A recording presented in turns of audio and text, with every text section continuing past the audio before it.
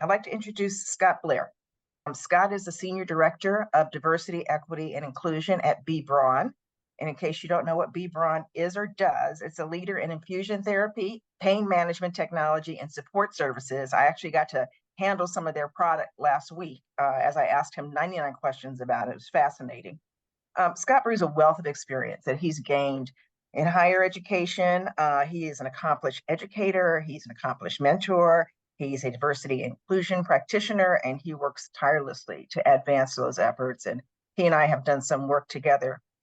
Most recently, he served as the Associate VP for Diversity, Equity, and Inclusion at DeSalle University. And prior to that, he was the Chief Diversity Officer at Northampton Community College, where he oversaw the creation of their first plan in partnership with the institution's College Diversity Committee.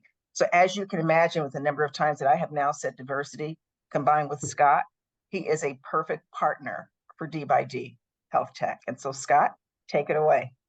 Ooh, thank you, Ingrid. Great to see you. Good to see everyone here. I think we're now in the afternoon. I'm over on the East Coast. I'm about an hour north of Philadelphia here, Braun, on our at our corporate headquarters, which again, hour north of Philadelphia in the Lehigh Valley. And I want to first start with a special shout out again to Ingrid for the invitation. And also, we had a chance to spend some time together on a panel in Washington. That was about eight months ago or so, right, for the MDMA, and that was fire. So just want to give snaps to that, and really glad that we now have this time together. I'm actually thinking about switching up my talk a little bit based on the first one-on-one mentor exchange that I had with Deepsha, which was just fantastic exchange. So give me a second because it was just a really great conversation. And I try in my work as a diversity, equity, and inclusion practitioner, move into just the space in which the world pushes you in that particular time. So right now I'm thinking about the power of mentorship. My focus was to talk about the power of your personal brand, but I want to blend in a little bit of the mentorship and really thinking about how do you do the work that you care about in the spaces in which you will occupy professionally now and moving forward. And that was some of the conversation that Deepsha and I had just a few moments ago. And to me, the power of personal brand, I think, is so important to communicate that you have something so important to bring to the industry in which you're in, and then, of course, the company and organizations that you're a part of. And I came to that realization, if you will, because of the mentors that I have had around me in my time professionally, which it's hard to say now, but it's 20 plus years now. So through our conversation, again, really talking about those experiences, your value, the power of networking, and all getting into this place of cultivating your brand. And my story, and I'll try to keep this relatively brief, is as Ingrid had mentioned, I am with Braun Medical. We make some amazing life-saving products, everything from the IV bags, the solutions, the pumps that move the solution into what we call vascular access, the catheters, the needles that we produce, and everything in between. Really life-saving products. And that was part of why I was very interested in making the move when it was available about a year and a half ago, because prior to that, I was in academia. I was in higher education for almost 20 years, and I was in everything from academic support, college athletics, and then finally in what we call the Chief Diversity Officer role. And that work is very similar, what I did in academia, to what I'm doing at Braun, which is everything from supporting talent acquisition, hiring, retention of our talent, advancement of our talent, especially a focus on historically underrepresented talent of color, women in STEM, veterans, LGBTQ+, etc. Professional development workshops talking about why DEI matters, the business case for DEI, and then community engagement. How did I get to this work? How did I get to this space? It was a conversation similar to what Sarah had mentioned. And I was actually finishing up my undergraduate degree. I'm supposed to be a middle school English teacher, which is interesting for someone whose first language is not English. I was born in Venezuela. Spanish is my first language, but I always had an interest in literature. And just having this conversation with one of my mentors, he's very close to me now still, And he just said to me, Scott, you do a good job of explaining things to folks. Education makes sense, but did you ever think about staying in higher education, being a role model, being a person of color, being a male of color in academia? There's not a lot of us in some of the spaces in which I've navigated in my time. Give it some thought. And I had never given it any thought. So the fact that he stopped me and said, think about this was amazing, and in a lot of ways changed my life in so many ways. And what I want to share with you for you to consider, and this is a word that Ingrid heard me say a couple of times last week. I think it's just the word of the month for me. It's to be curious. Because even though I had the different positions that I was in, the only way I was able to move was my own personal curiosity in the area, the expertise that I was looking to acquire, right? So I have always had an interest in systems and how diversity, race in particular, because for me, growing up in the U.S. when I came to the country in the mid to late 80s, that was just something I had to navigate personally. And I was always curious about these dynamics around race and diversity. So once I moved into these professional roles post-graduate school, I was looking at best practice. I was looking at research that spoke about the experience for students and employees in what we would call predominantly white institutions, PWIs, in academia. Right. So from that time, that's where I started to meet some amazing thought leaders, everyone from Dr. Sean Harpers, who's out at the University of Southern California, the Dr. Damon Williams, and then the Michael Eric Dysons and everyone in between. Just some amazing thought leaders around this work.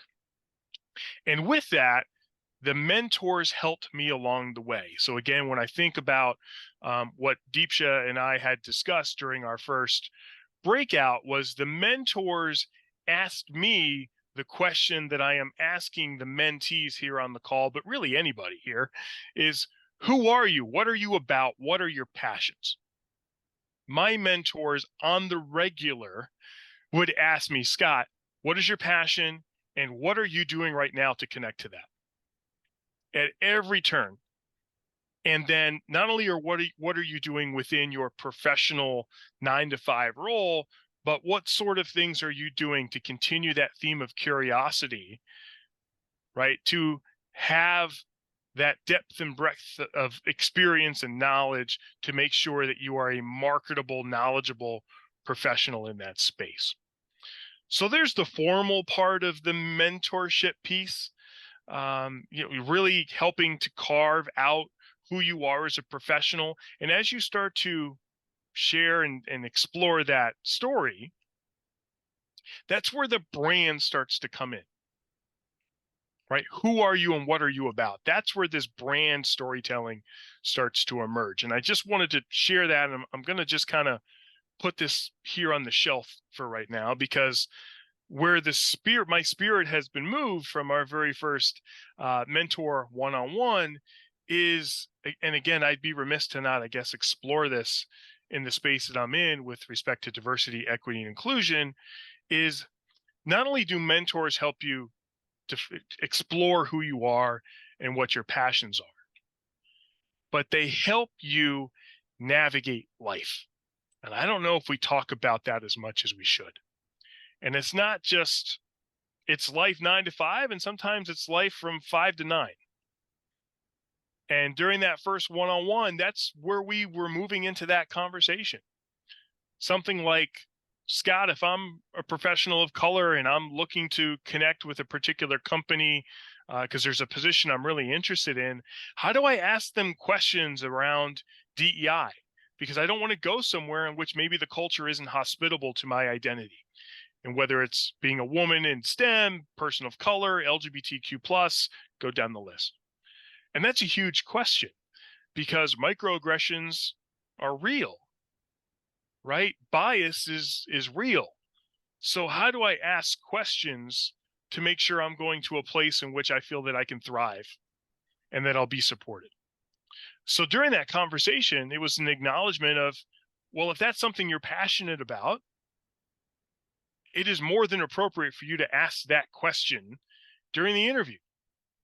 Now, maybe we just have to craft the question a little bit differently, but to be able to say to someone that you engage with in that interview process, listen, diversity, equity, inclusion as a person of color, as a fill in the blank, is something that's really important to me. Talk with me a little bit about what's taking place at your company to mobilize on this work. There's a question. Another question could be, do you have a DEI leader for the company? What have some of those initiatives been to date to advance this work? Because it's important to assess, is the work transactional or is it transformational? Sometimes DEI work is a checkbox. Yep, yes, we did this training, on to the next one, versus no, is it transformational? Are we holding folks accountable? Are we really focusing on having an inclusive culture? So I just wanted to share that again from the discussions from our first one-on-one. And again, navigating that stuff. And it happens. Listen, I was at an institution where I was their chief diversity officer and I was going through some stuff. So if I'm going through some stuff, is that second or third year faculty member maybe going through some stuff? Is that first year student going through some stuff? And then of course in the industry now, that same conversation. So mentors are an amazing support for you as you go through your work. And just because you're a 20-year professional, 25, we have some tenure, that doesn't mean we have it all figured out. We have mentors as well. And then the last question that was asked, and as we start thinking about what is your story and who are you, is, well, how do I build a network and how do I acquire mentors? Well, one, we're going through this exercise now today, of course. So being able to ask the person that you're connected with, hey, can we continue these engagements? Is that something you'd be open to? And then as you have a couple of those and you build a rapport, to be able to say, hey, I really value these exchanges with you. I'm going to Sarah, just because Sarah's square is right below mine here. Would you be open to being a mentor for me over the next few months? Because I'm going through some professional changes, looking for my first position in X. Ask it. That's how we all got ours in a lot of ways, right? And then build that network. Make sure that your LinkedIn page profile is in a good place. Last week when we were together in Irvine, every student that I was connecting with, I was asking them that question, and we learned some things. Something as simple as, hey, if you open up your LinkedIn profile, and when you do that, if you hit the search icon, which is usually at the bottom of the app, you'll notice a search bar opens up at the very top of the app. If you click that search bar, you're going to see a little square. And that square is going to give you a QR code. That is now your virtual business card. All you have to do is grab your camera, snap it, and you're connected. Really, really simple way to be able to exchange information with someone. Of course, if it's in person, virtually doing that with the camera can be a little bit of a challenge, but still, those are a couple of ways in which you can connect on the fly. But you ask that question, can we connect on LinkedIn? Can we continue these conversations? Because those networks matter. This is going to be the last point that I make before we move into our next round of one-on-ones, is that every position I have ever had professionally has come from my network. Every single one, from that first high school coaching job that I had when I was 24. Yeah, 24 sounds right. To the position that I currently have at Braun. It was from my network. It was someone saying, hey, Scott, give this position a look. I think you'd be interested in it. So being able to make those connections now can be an amazing investment that you are making in yourself, that you may be able to take advantage of 3, 5, 10 years from now. So important. So I hope some of these messages, and I hope you don't mind some of the adjustments and pivots that I've made from our very first one-on-one exchanges. And again, also trying to complement some of the discussions we've had already this afternoon. So Ingrid, thank you again for the invitation, and looking forward to this next round of discussions.